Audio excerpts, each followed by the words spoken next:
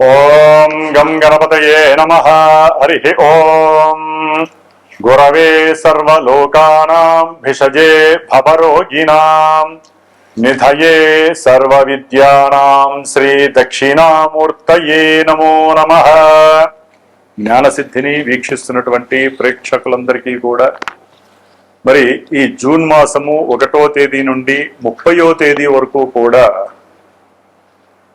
మనకి మేషాది 12 రాశులు అంటే మీనరాశి వరకు కూడా 12 రాశుల్లో గ్రహాల యొక్క సంచార స్థితిగతులను గనక మనం తెలుసుకోగలిగితే ఏ రాశుల వారికి ఏ గ్రహం వలన ఏ శుభాలు కలుగుతాయి, ఏ ఈవెంట్స్ వారిని ఆనందపరుస్తాయి, ఏ రకమైనటువంటి ఇబ్బందులు కలుగుతాయి, మరి ఇబ్బంది కలిగించేటటువంటి గ్రహాలకి తగినటువంటి పరిహారంగా ఏ స్తోత్రము చదివినా, ఏ పూజ చేసుకున్నా, ఏ జపము చేసుకున్నా, ఏ దానము చేసుకున్నా మంచి జరుగుతుందో మనం గనక గమనించుకున్నట్లయితే ముఖ్యంగా ఈ జూన్ మాసంలో సూర్యగ్రహము జూన్ 14వ తేదీ వరకు కూడా వృషభ రాశిలో సంచరిస్తూ, కుజుడు జూన్ 20వ తేదీ వరకు కూడా మేషరాశిలో తన యొక్క స్వక్షేత్రంలో సంచారం చేస్తూ జూన్ 20 తర్వాత వృషభ రాశిలోకి సంచారం, జూన్ 15 తర్వాత సూర్య భగవానుడు మిథున రాశిలోకి సంచారం, బుధుడు జూను 19వ తేదీన దాదాపుగా మనకి మిథున రాశిలో సంచరిస్తూ 19వ తేదీ తర్వాత కర్కాటక రాశిలోకి సంచారం జరుగుతుంది. అట్లాగే ముఖ్యంగా మనందరికీ ఆనందింపదగినటువంటి విశేషముగా చెప్పుకోదగినటువంటి గ్రహము ఏదైనా ఉంటే గురుగ్రహము. ఇది చాలా విస్తారమైనటువంటి విశేషవంతమైనటువంటి ఆర్థిక లాభాదుల్ని కలుగజేస్తూ అన్ని విషయాలలో వృద్ధిని కలిగించేటటువంటి ఈ గ్రహము జూన్ 2వ తేదీన అంటే 1వ తేదీ అర్ధరాత్రి నుండి కూడా తన యొక్క ఉచ్చస్థిత రాశి అయినటువంటి మిత్ర రాశి అయినటువంటి కర్కాటక రాశిలోకి సంచరిస్తూ దాదాపుగా ఈ జూన్ మాసం అంతా అదే రాశిలో సంచారం చేస్తూ ఉంటాడు గురుడు. శుక్రుడు జూన్ 8వ తేదీ వరకు కూడా మిథున రాశిలో సంచారం చేస్తూ జూన్ 8 నుండి కూడా కర్కాటక రాశిలో గురుడితో పాటుగా సంచారం చేస్తూ ఉంటాడు. శని భగవానుడు మీనరాశిలోనే బుధ నక్షత్రమైనటువంటి రేవతి నక్షత్రంలో సంచరిస్తూ, రాహువు సొంత నక్షత్రంలో ఉంటూ కుంభరాశిలో, అట్లాగే కేతువు సింహరాశిలో సొంత నక్షత్రంలో సంచరిస్తూ, మరి చంద్రుడు దాదాపుగా 2.5 రోజులకి కూడా ఒక్కొక్క రాశిని కూడా సంచరిస్తూ అన్ని గ్రహాలతో తన యొక్క సంచారాన్ని కలగజేస్తూ ఎన్నో రకాలైనటువంటి విశేష ఫలితాలని మరి ఈ మేషాది 12 రాశులైనటువంటి మీనరాశి పర్యంతము కూడా విశేషమైనటువంటి శుభ ఫలితాలను అందజేస్తూ కొన్ని ఇబ్బందులను కలగజేస్తూ ఉండేటటువంటి అవకాశాలు ఉన్నాయి. ఏదేమైనప్పటికీ కూడా ఈ యొక్క జన్మజాతక పరిహారాలు మాత్రమే వారికి తగినటువంటి సరైనటువంటి ఈవెంట్స్కి సరైనటువంటి ఫలితాలని ప్రోత్సాహకరంగా ఇస్తాయి అనటంలో సందేహము లేదు. గోచార సూత్రాలను బట్టి ఏ గ్రహాలు ఏ రాశుల్లో ఉంటాయో ఏ రకాలైనటువంటి ఫలితాలని అందజేస్తాయో మరి ఇప్పుడు తెలుసుకుందాం. ఓం శ్రీమాత్రే నమః. మీనరాశి వారికి జూన్ 1వ తేదీ నుండి జూన్ 30వ తేదీ వరకు కూడా ఈ మాసమంతా కూడా వీరికి అత్యంత యోగప్రదమైనటువంటి రోజులుగా భావించాలి. ఎందుకంటే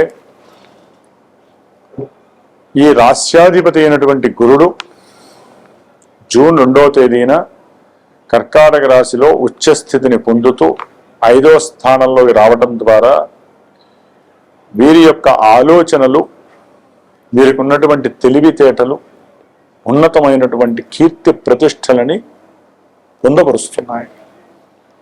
అట్లాగే గృహంలో విశేషమైనటువంటి ఆనందకరమైనటువంటి సుఖ సౌఖ్యవంతమైనటువంటి ఎన్నో శుభకార్యాలు జరుగుతున్నాయి. గురుడు సంతానకారకుడు అవడం ద్వారా మీనరాశి వారికి సంతాన యోగము భాగ్యముగా వరిస్తోంది. విశేషమైనటువంటి ధనము లాభముగా కలుగుతోంది వీళ్ళకి. అలాగే చక్కటి విలాసవంతమైనటువంటి వాహనాలలో ప్రయాణాలు ఆచరించటం, దాని ద్వారా చక్కటి కుటుంబ సుఖవంతమైనటువంటి జీవితాన్ని ఆనందిస్తున్నాను అనేటటువంటి హ్యాపీనెస్ వీళ్ళల్లో కనపడుతూ ఉంటుంది. ఎందుకంటే శుక్రుడు కూడా పంచమంలో జూన్ 8 నుంచి రావటం ద్వారా అఖండమైనటువంటి సిరి సంపదలు, భార్య యొక్క అనుకూలత, భార్యాభర్తలు ఎవరైనా సరే ప్రేమానురాగాలతో ఉండటము, అలాగే విశేషమైనటువంటి సౌఖ్యాన్ని అనుభవించేటటువంటి స్థితిని ఈ యొక్క మీనరాశి వారు పొందుతున్నారు. అయితే సూర్య భగవానుడు జూన్ 14 వరకు కూడా 3వ స్థానంలో ఉండి చక్కటి ఆరోగ్యాన్ని, మంచి ఉద్యోగ పదవీ బాధ్యతల్ని చేపడుతూ ఆర్థికంగా నిలదొక్కున్నటువంటి వీరికి సూర్యుడు 15వ తేదీ నుండి కూడా 4వ స్థానంలోకి వచ్చినప్పుడు కాస్త ఉద్యోగంలో సౌఖ్యాన్ని కోల్పోవటము, ఉద్యోగంలో మార్పు కలగటము, దాని వలన వీరికి అర్థం కాని పరిస్థితి ఎదురవటము, కొంతమందికి అయితే వీరికి రావాల్సినటువంటి ప్రాజెక్ట్స్ లేకపోతే వ్యాపారాల్లో కొంత ఒడిదుడుకులు జరగటము, ఇలాంటివి కూడా ఎన్నో జరగటానికి అవకాశాలు ఉన్నాయి. ముఖ్యంగా ఉద్యోగం మీద ఎఫెక్ట్ ఎక్కువగా పడుతూ ఉంటుంది. అలాగే 2వ స్థానంలో ఉన్నటువంటి కుజుడు చక్కటి ధనాన్ని, భాగ్యాన్ని కూడా ప్రసాదిస్తూ 3వ స్థానంలోకి వెళ్ళినప్పుడు, కాకపోతే 2వ స్థానంలో జూన్ 20 వరకు కూడా వీరు కుటుంబంలో అన్నదమ్ములతో కానీ లేకపోతే కుటుంబంలో మాట్లాడేటప్పుడు కొంచెం జాగ్రత్త వహించడం చాలా మంచిది. నోరు జారితే మళ్ళీ తిరిగి తెచ్చుకోలేనటువంటి కుటుంబ పరిస్థితి ఎదురవుతూ ఉంటుంది మీనరాశి వారికి. 3వ స్థానంలో 20 తర్వాత కుజుడు మారినప్పుడు వీరు అనుకున్నటువంటి కార్యాలు, తీసుకున్న కుటుంబంలో వృద్ధి కోసము వీరు తీసుకున్నటువంటి కొన్ని ధైర్య సాహసోపేత నిర్ణయాలు చాలా ఉత్కృష్టంగా పనిచేసి మంచి జీవితం వైపు తీసుకువెళ్ళటము, వీరు చేస్తున్నటువంటి ప్రయత్నాలు, ముఖ్యంగా ఉద్యోగ సంబంధిత ప్రయత్నాలు ఆకస్మికంగా సిద్ధించటం, తండ్రి గారి యొక్క సహాయ సహకారాలు వీరికి అందటము, వీరు వారికి ధన సహాయం చేయటం, కంపల్సరీ ఉద్యోగంలో వీరు చేసేటటువంటి ప్రయత్నాలు ఉన్నతమైనటువంటి స్థితికి తీసుకువెళ్తున్నాయి.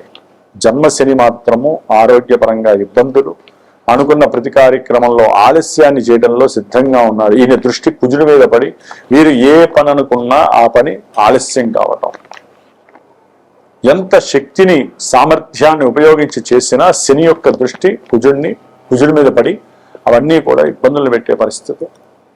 ద్వాదశంలో ఉన్నటువంటి రాహువు ప్రతి కార్యంలో ఆటంకాలని, బంధాలని, ప్రతిబంధకాలని కూడా కలుగజేస్తూ ఉంటాడు. ఆర్థికంగా ధన నష్టాన్ని, స్నేహితుల ద్వారా ధన నష్టాన్ని, ప్రయాణాదుల ద్వారా, అట్లాగే వీరు అనుభవిస్తున్నటువంటి కొన్ని సిచ్యువేషన్స్కి అవసరం లేనటువంటి కొన్ని దుర్వ్యసనాల వైపు ఆలోచనల్ని క్రియేట్ చేస్తూ ఉంటాడు. ముఖ్యంగా బుధగ్రహము చతుర్థంలో ఉండి మంచి యోగ్యతని, విద్యార్థులకి మంచి విద్యాభ్యాసాన్ని, తెలివితేటల్ని, బుద్ధిని ప్రోత్సాహకరంగా ఇస్తూ ఆయన 5వ స్థానంలో గురు శుక్రులతో ఎప్పుడైతే కలుస్తాడో ఈ నెల 22వ తేదీ నుండి ఇంకా అద్భుతమైనటువంటి మేధస్సు వీరికి సంప్రాప్తి కలుగుతుందని చెప్పుకోవచ్చు మీనరాశి వారు. కాబట్టి బుధ గురు శుక్రుల యొక్క బలము, కుజ బలము వీరికి చాలా చాలా మెండుగా ఉన్నాయి. కేతు యొక్క బలం కూడా బాగుంది. అయితే జాతకంలో ఉన్నటువంటి విశేషమైనటువంటి దశలు, అంతర్దశల యొక్క బలము సరిగ్గా లేకపోతే చెప్పిన వాటిల్లో కొన్ని తారుమారయ్యే అవకాశం ఉంటుంది. కాబట్టి ఏదైనా వివాహపరంగా, ఉద్యోగపరంగా ఏ రకమైనటువంటి ఈవెంట్స్ జరగాలన్నా జన్మజాతకాన్ని చూసుకొని ఆ బలం ఉంటే దశలు, అంతర్దశలు అనుకూలిస్తేనే ముందుకు వెళ్ళటం నేర్చుకోవాలి. దానికి సరైనటువంటి గురువుని ముందు ఎంచుకోవాలి. మీరు ఎన్ని ఇబ్బందులు వస్తున్నా అసలు ఇబ్బందులు ఎందుకు వస్తున్నాయి, ఏ గ్రహం వలన ఇబ్బందులు వస్తున్నాయి, ఏ శాంతి పరిహారం చేసుకుంటే మనకి శుభం కలుగుతుంది. ఎందుకంటే ఇవాళ ఉన్నటువంటి ఆనందము 4 రోజుల తర్వాత ఉండకపోవచ్చు. దానికి కారణం గ్రహాల యొక్క స్థితిగతులు మారటం. గోచారం కాదండి, జన్మజాతకం చాలా మందికి తెలియట్లేదు. కాబట్టి లగ్నము తెలియదు, దశలు అంతర్దశలు తెలియట్లేదు ఎవరికి. నా రాశిది నాకు శని పట్టింది, జన్మశని, ద్వితీయ శని అని. కాబట్టి గురువు ద్వారా తెలియజేసుకొని మీరు గనక మీకున్నటువంటి లోపాలను సరిచేసుకుంటే గనక శాంతి పరిహారాల ద్వారా తప్పకుండా విజయం మిమ్మల్ని వరిస్తుంది. కాబట్టి మీనరాశి వారు హనుమంతుడిని ఎక్కువగా ఆరాధించండి. దుర్గాదేవి నామస్మరణ, దుర్గాదేవి హోమాలు చేయటం ద్వారా, దుర్గాదేవి సూక్తాలు పారాయణం చేయించి తీర్థం తీసుకోవడం ద్వారా చాలా విశేషమైనటువంటి ఫలితాలు మీకు కనిపించే అవకాశం ఉంటుంది. ధర్మో రక్షతి రక్షత, ధర్మాన్ని మనం రక్షించినట్లయితే అది ఎప్పుడూ మనల్ని రక్షిస్తూ ఉంటుంది. అలాగే సర్వే జనాః సుఖినో భవంతు.